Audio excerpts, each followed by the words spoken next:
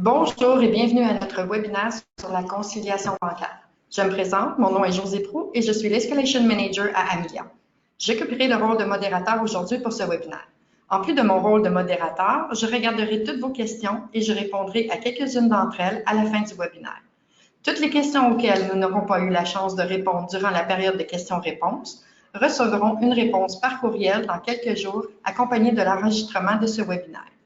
Je vais maintenant laisser la parole à ma collègue Joëlle, celle qui vous guidera au travers de la présente session. Bonjour à tous et merci de participer à notre webinaire. Je me présente, Joëlle, votre spécialiste de l'implémentation chez Amelia. Je suis heureuse de vous livrer votre formation aujourd'hui sur la conciliation bancaire entre les rapports financiers d'Amelia et votre compte bancaire. J'espère que ce webinaire sera en mesure de répondre aux questions que vous avez et que vous serez en mesure de faire votre conciliation bancaire plus aisément. Encore une fois, veuillez prendre note que ce webinaire sera enregistré. Vous y aurez accès et serez en mesure de partager avec vos collègues ou de l'écouter à nouveau au besoin. Avant de commencer, vous devez savoir que la chose la plus importante afin d'exécuter la conciliation bancaire est de bien comprendre la façon de déterminer les dates clés à utiliser pour générer les différents rapports. Dans cette présentation, nous allons donc appeler ces trois dates importantes A, B et C. Voici notre agenda aujourd'hui. Nous allons commencer par vous expliquer la chronologie d'un paiement en ligne, pour ensuite vous expliquer comment déterminer les dates A, B et C et comment les utiliser. Après, nous mettrons en pratique ces connaissances en effectuant une démonstration. Et enfin, nous terminerons le webinaire avec une session de 20 minutes réservée à vos questions qui seront répondues. N'oubliez pas de poser vos questions dans la section « Questions » de l'outil utilisé par ce webinaire. Commençons maintenant. Avant d'entrer dans le vif du sujet, il vous sera utile de bien comprendre la terminologie utilisée tout au long de cette formation. Donc, voici un petit glossaire. Premièrement, le processeur de paiement. Le processeur de paiement, c'est ce qui est utilisé afin de prendre des paiements en ligne.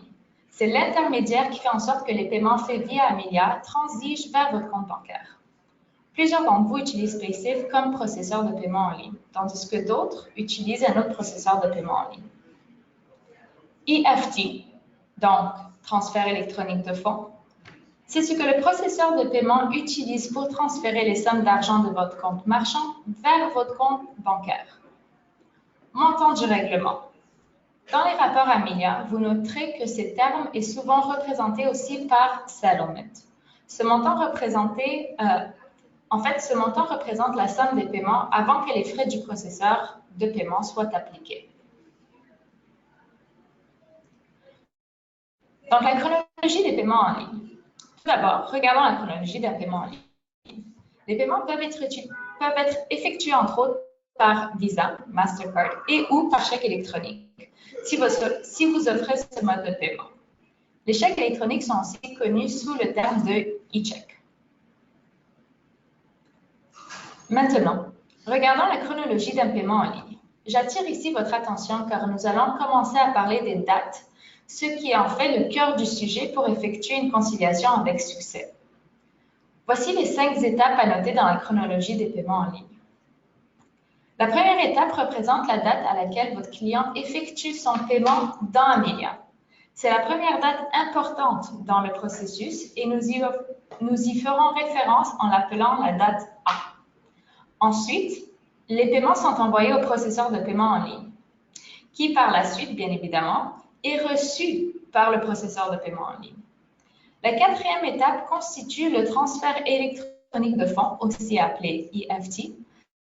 C'est lorsque le processeur de paiement en ligne envoie l'argent vers votre compte bancaire. Ceci est la deuxième date importante dans le processus et nous y ferons référence en l'appelant la date B. Et finalement, la cinquième étape est la date à laquelle les sommes d'argent provenant du processeur de paiement en ligne est déposée dans votre compte bancaire. Cette date constitue la troisième date importante dans le processus et nous y ferons référence en l'appelant la date C. Ces trois différentes dates peuvent se suivre d'aussi près qu'une journée de différence. En revanche, dans certaines occasions, il peut y avoir jusqu'à 4 à 5 jours entre certaines étapes. Ceci dit, pourquoi vos états de compte bancaire et les rapports de paiement ne concordent pas? La raison est simple. c'est que différents facteurs de temps interfèrent dans la transmission des paiements perçus. Ceux-ci sont dus, entre autres, à la chronologie des paiements en ligne, les jours de fin de semaine et aussi les congés fériés. Tous ces facteurs peuvent influencer le moment où les paiements sont perçus par rapport au moment à laquelle le dépôt a été effectué dans votre compte bancaire. C'est pour cette raison qu'il est important d'utiliser ces 3 dates stratégiques afin de balancer votre état de compte bancaire mensuel avec les rapports de paiement Amelia. Faisons maintenant un résumé de ces dates importantes et leur signification en termes de conciliation. Donc, chronologiquement, nous allons commencer avec les dates A1 et A2. Celles-ci représentent la première et la dernière date à laquelle le paiement a été effectué dans Amelia et qui est inclus dans votre relevé de compte bancaire. Vous utiliserez ces dates pour générer vos rapports de paiement dans Amelia. Ensuite, vous avez vos dates B1 et B2. Celles-ci représentent les dates où votre processeur de paiement en ligne envoie le montant vers votre compte bancaire. Vous utiliserez ces dates pour générer les rapports intitulés « Règlement et frais NetBanks » qui est aussi disponible dans Amelia. À noter, ce rapport est disponible dans Amelia seulement si votre processeur de paiement est PaySafe. Si ce n'est pas le cas, vous allez devoir accéder à ce rapport via votre compte de processeur de paiement en ligne. Pour finir, vous avez vos dates C1 et C2. Celles-ci représentent les dates à laquelle les sommes ont été déposées dans votre compte bancaire. Vous trouverez ces dates sur votre état de compte bancaire mensuel. Maintenant, comment allons-nous utiliser ces dates? Nous venons d'identifier les dates à trouver et chronologiquement, nous les avons appelées A, B et C. Cependant, pour les trouver, nous devons faire l'exercice à l'envers. Nous devons commencer par déterminer les dates C. Donc maintenant, passons à travers les étapes à suivre afin de trouver ces 3 dates stratégiques. Première étape, donc trouver les dates C1 et C2. À l'aide de votre relevé de compte bancaire, vous devez identifier la première et la dernière date de dépôt provenant de votre processeur de paiement en ligne. Dans notre exemple, C1 correspond au 2 avril et C2 correspond au 30 avril. Ceci détermine le premier paramètre à utiliser pour les paiements de ce mois. Nous pouvons à partir de ces dates continuer les étapes afin d'identifier les dates B et A.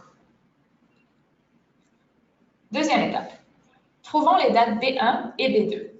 Pour trouver vos dates B qui servira à générer le rapport de règlement et frais NetBanks, vous allez utiliser ces dates C1 et C2 à titre de référence. Petit rappel. Les dates B sont les dates qui correspondent au moment où le processeur de paiement en ligne envoie les sommes vers votre compte bancaire. Pour trouver les dates B, nous allons utiliser le rapport des règlements et des frais NetBanks. Nous allons dans un premier temps faire une tentative pour être en mesure de trouver nos dates B réelles. Pour la tentative, nous allons nous référer aux dates C. Nous nous souvenons que certains facteurs de temps influencent les délais de transfert, ce qui a pour impact d'être dans l'incapacité de déterminer avec certitude nos dates B du premier coup. Ainsi, en appliquant la technique qui suit, nous nous assurons d'inclure assez de paiements pour être en mesure d'identifier avec certitude les dates B qui correspondent aux dates à laquelle les transferts ont été effectués. Donc, débutons cette technique. Utilisez la date C1 moins 5 jours ouvrables comme date de tentative B1. Ainsi, nous nous assurons que nous capturons assez de paiements afin de trouver notre date B1 réelle. Dans notre exemple, la date B1 correspond au 26 mars. Pour ce qui est de la date de tentative B2, nous utiliserons la date C2 exacte, vu que les transferts ont été effectués avant la date du dernier dépôt. Nous sommes assurés que nous capturons assez de paiements afin de trouver nos dates B2 réelles. Dans notre exemple, la date B2 correspond au 30 avril. Une fois le rapport de règlement et de frais NetBanks généré avec nos dates tentatives B1 et B2, vous devez porter votre attention à la colonne montant du transfert EFT. Repérez dans cette colonne le montant du premier et du dernier dépôt qui est inscrit sur votre relevé de compte bancaire. En trouvant ces montants, que vous pouvez surligner afin de vous aider, Vous trouverez aussi vos dates B1 et B2 réelles. Celles-ci se trouveront dans la colonne « Date du transfert ». Ces dates sont les dates à laquelle le transfert électronique a eu lieu, donc que les sommes ont été envoyées vers votre compte bancaire. Nous venons donc de trouver nos dates B1 et B2 réelles, et celles-ci sont le 29 mars et le 27 avril. Ici, nous pouvons voir un exemple de tentative de rapport de règlement et des frais NetBanks. Celui-ci a été généré en utilisant la date C1 moins 5 jours ouvrables comme date B1 et la date C2 comme date B2. Donc, le rapport a été généré avec les dates tentatives suivantes, 26 mars et 30 avril. Sous la colonne « Montant du transfert EFT », nous retrouvons le montant du premier et du dernier dépôt qui a été identifié sur le relevé de compte bancaire. En portant votre attention sur la colonne « Date du transfert », vous trouverez les dates réelles des transferts, qui correspondent aux dates B1 et B2 réelles. Dans notre exemple, ces dates correspondent au 29 mars et au 27 avril. Une fois les dates B1 et B2 réelles trouvées, vous devez générer à nouveau le rapport des règlements et des frais NetBanks en utilisant ces dates. Maintenant que nous avons généré le rapport règlement et des frais NetBanks avec les dates B réelles, nous sommes maintenant en mesure de trouver les dates du premier et du dernier paiement qui a été effectué dans Amelia. Ces dates correspondent aux dates A1 et A2. Pour trouver celles-ci, nous devons suivre les étapes suivantes. Cliquez sur le montant du premier dépôt. Celui-ci se trouve dans la colonne « Montant du transfert EFT ». Vous serez donc redirigé vers l'onglet du rapport qui détaille les paiements effectués dans ce dépôt. Nous allons nous concentrer sur le premier paiement. Dans la colonne « Date de la transaction », nous allons retrouver la date A1. Dans notre exemple, la date A1 correspond au 27 mars. Retournons à l'onglet « Sommaire » et cliquez maintenant sur le montant du dernier dépôt. Vous serez redirigé vers l'onglet du rapport qui détaille les paiements effectués dans ce dépôt. Nous allons nous concentrer sur le dernier paiement dans la colonne « Date de la transaction ». Nous retrouvons la date A2. Dans notre exemple, la date A2 correspond au 27 avril. Maintenant que nous avons identifié nos trois dates clés, il nous reste une dernière étape à vérifier afin de s'assurer que les montants totaux de chacun des rapports correspondent ensemble, ce qui déterminera que nos dates trouvées sont exactes. Dans un premier temps, nous allons confirmer nos dates B. Pour ce faire, nous allons prendre le total de la colonne montant du transfert EFT du rapport règlement et des frais NetBanks et le comparer au montant total déposé dans votre compte de banque. Pour trouver le montant total déposé au compte bancaire, vous devez additionner tous les dépôts du même mode de paiement visible sur votre état de compte bancaire. Si les totaux sont identiques, ceci confirme que les dates B sont exactes. Maintenant que nous savons que nos dates B sont exactes, il nous reste à vérifier nos dates A. Nous allons commencer par générer le rapport « Sommaire des paiements » qui est disponible à l'onglet « Finances » sous « Rapport ». Vous générez ce rapport en utilisant les dates A1 et A2. Sur la colonne « Paiement », identifiez le montant total des paiements qui a été fait dans Amelia pour le type de paiement que vous conciliez. Comparez ce total au total identifié dans la colonne « Montant du settlement » du rapport règlement et frais NetBanks.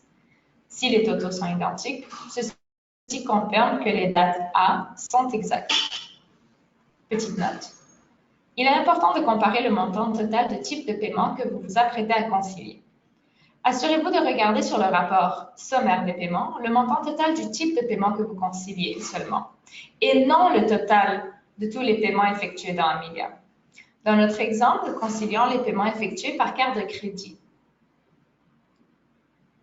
Passons donc en revue les étapes pour trouver vos dates A, B et C.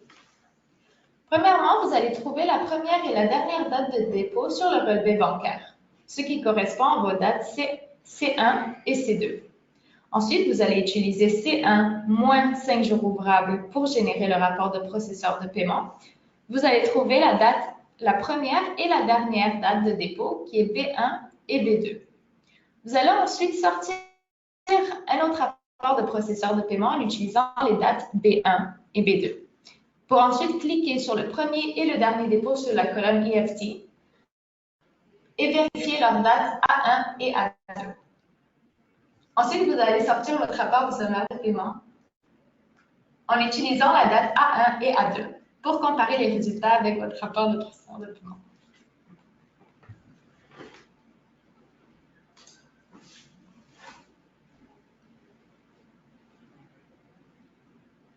Donc, pour terminer, comme nous avons toutes nos dates de confirmer, il reste juste à finaliser la conciliation. Cette étape consiste à concilier. Donc, en premier, le montant total des dépôts au compte bancaire pour ce mois avec le montant du transfert trouvé sur le rapport et règlement des frais NetBanks. Et le montant total des règlements visible aussi sur le rapport des règlements et des frais NetBanks avec le montant total des paiements entrés dans Amelia visible sur le rapport des sommaires de paiement. C'est donc l'heure de la démo.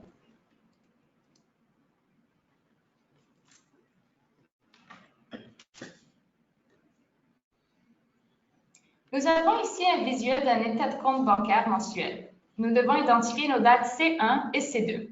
Ceux-ci correspondent à la date du premier et du dernier dépôt au compte bancaire. Vous pouvez voir que nos dates correspondent au 2 avril et au 30 avril.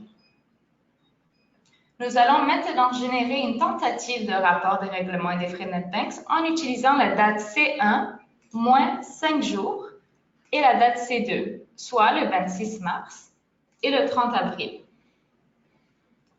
En regardant notre rapport, on doit identifier sous la colonne « Montant des transferts EFT » le premier et le dernier dépôt afin de trouver les dates associées. Dans cet exemple, les dates de transfert correspondent au 29 mars et au 27 avril. Ces dates sont les dates réelles B1 et B2 à utiliser, soit le 29 mars et le 27 avril. Nous allons donc générer à nouveau le rapport des règlements et des frais NetBanks, mais cette fois avec les dates réelles B1 et B2 qui sont le 29 mars et le 27 avril. À cette étape, nous regardons la colonne montant de transfert EFT et cliquez sur le montant du premier dépôt. Automatiquement, nous serons redirigés vers l'onglet correspondant au détail des paiements pour ce dépôt. À cet onglet, nous portons notre attention sur le premier paiement et sous la colonne date de transaction, nous identifions la date A1. Cette date correspond au premier paiement inclus pour ce mois. Nous devons répéter les mêmes étapes pour trouver la date du dernier paiement inclus pour ce mois. Ceci identifiera la date A2. Nous avons donc nos dates A1 et A2 qui sont le 27 mars et le 26 avril. Maintenant, nous sommes en mesure de générer le rapport sommaire des paiements en utilisant les dates A1 et A2, soit le 27 mars et le 26 avril. Maintenant, nous voulons valider que nos dates sont exactes. Nous commençons par vérifier nos dates B. Pour ce faire, nous devons dans un premier temps additionner nos dépôts correspondant au type de paiement que nous concilions en utilisant l'état de compte bancaire pour ce mois. Nous avons déjà fait ce calcul et le total s'élève à 44 031 et 39 sous. Nous devons comparer ce total avec le total des transferts de fonds EFT. Nous allons donc ouvrir le rapport des règlements et des frais NetBanks et nous concentrer sur la colonne montant de transfert. Le total de cette colonne est de 44 031 et 39 sous. Si ce montant correspond au total des dépôts reçus pour ce mois, nous sommes assurés que les dates B sont exactes. Passons à la date A maintenant. Pour ce faire, nous devons dans un premier temps nous concentrer sur la colonne montant du règlement du rapport des règlements et des frais NetBanks. Le total de cette colonne est de 45 627 et 12 sous. Nous devons comparer ce total avec le total des paiements entrés dans Amelia pour ce type de paiement pendant ce mois. Nous allons donc ouvrir le rapport sommaire des paiements et nous concentrer sur la ligne correspondant au total du mode de paiement que nous concilions. Pour cet exemple, c'est le paiement par carte de crédit. Ce total est de 45 627 et 12 sous. Si ce montant correspond au total des règlements pour ce mois, nous sommes assurés que les dates A sont exactes. Maintenant que nos dates A et B sont exactes et que les montants correspondent, ceci vous assure que toutes les sommes transigées par le processeur de paiement en ligne a bel et bien été déposées dans votre compte bancaire. Donc, ceci complète l'étape de balancer vos dépôts reçus avec les paiements reçus. Nous allons parler maintenant du problème le plus commun lorsque nous tentons d'effectuer la conciliation bancaire. Il arrive parfois que les montants ne balancent pas du premier coup, lors de la validation des dates B et A. Ceci est souvent causé par les dates A. Ces dates sont parfois influencées par les heures à laquelle les lots ont été fermés. Donc, étant donné que les lots sont fermés 2 fois par jour dans Amelia, tous les paiements entrés dans Amelia le même jour ne seront pas envoyés au processeur de paiement en ligne en même temps. Donc, ceci peut influencer les dates A. Nous allons vous montrer comment déterminer les bonnes dates A dans un cas similaire. Donc, voici un exemple que nous avons préparé. Dans ce cas, nous avons déjà déterminé que nos dates B sont exactes. Et lors de la vérification des dates A, nous constatons une différence dans les totaux. Donc, vous pouvez constater dans le rapport sommaire des paiements que le total des paiements entrés dans Amelia pour ce type de paiement est de 46 971 et 47 sous. Et que le total des règlements dans le rapport Règlement et frais NetBanks est de 45 627 sous. Nous constatons que les deux totaux ne balancent pas. Donc, afin d'identifier d'où provient la source du problème, nous devons comparer les paiements inclus dans le transfert de fonds avec les paiements entrés dans Amelia. Notre expérience nous a démontré que le problème provient la plupart du temps du dernier transfert de fonds. Donc, dans un premier temps, nous allons investiguer toutes les transactions qui ont eu lieu dans le dernier transfert de fonds du rapport et des règlements frais NetBanks.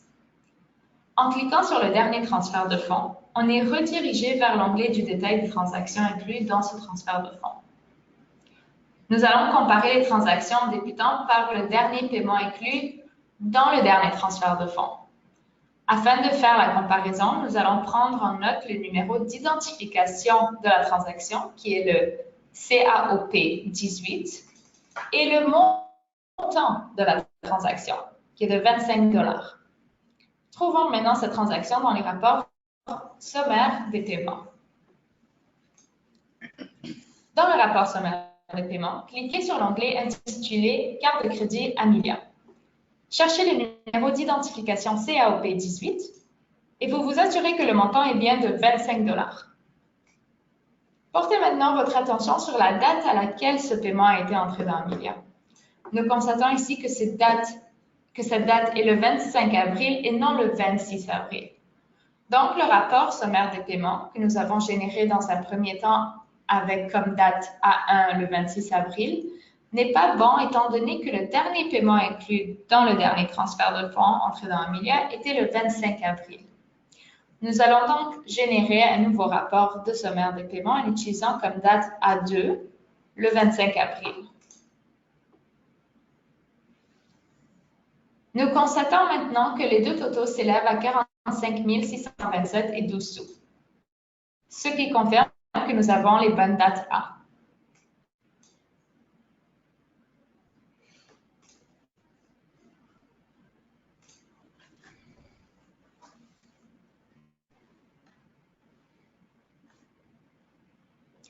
Donc, nous vous avons préparé quelques trucs et astuces. Donc, chose importante à savoir lorsque vous faites vos conciliations. Premièrement, deux dépôts du processeur de paiement le même jour indiquent que vous avez déjà reçu des dépôts séparés pour vos paiements par carte de crédit et e-check. Un dépôt qui diffère de quelques sous dans votre compte bancaire versus le rapport de processeur de paiement est dû à des taxes d'arrondissement, car Amelia et votre processeur de paiement peuvent les arrondir différemment. Aussi, un montant en caractère rouge sur votre rapport règlement et les frais NetBanks qui ne figure pas sur votre relevé bancaire représente l'arrondissement des taxes et ne doit pas être pris en compte.